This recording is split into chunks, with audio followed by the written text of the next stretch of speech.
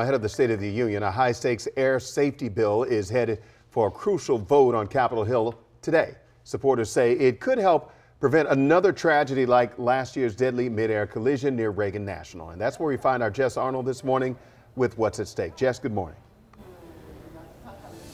Good morning. Yeah, well, it's called the ROTOR Act, and it would require aircraft to install enhanced tracking and communication technology to their planes. It would help alert pilots to potential collisions. It would also limit the scope of exemption so that military helicopter that was engaging in a training exercise and it collided with a commercial aircraft last January would have had this on board at the time under this new legislation. Now, the bill has received bipartisan support since the beginning, as well as backing from the NTSB and families of the 67 people who were killed in that midair crash outside DCA.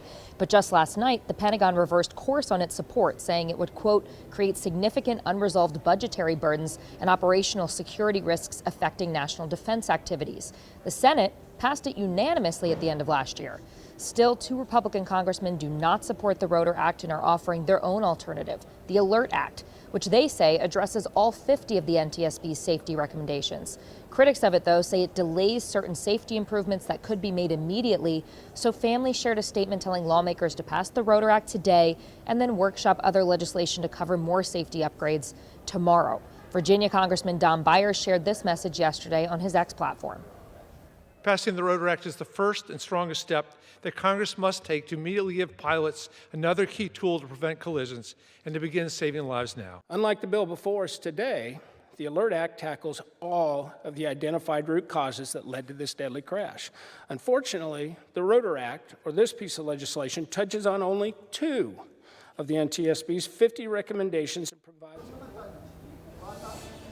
Now, that second person you heard from there is Congressman Graves. He is one of the 2 that is spearheading the Alert Act and trying to push that through instead of the ROTOR Act. Now, Congressman Don Byers, again, who you heard from first there from Virginia, said he does support the Alert Act, but he wants to get the ROTOR Act passed first. Now, if the House passes this today, then it heads to the president for a signature. Guys.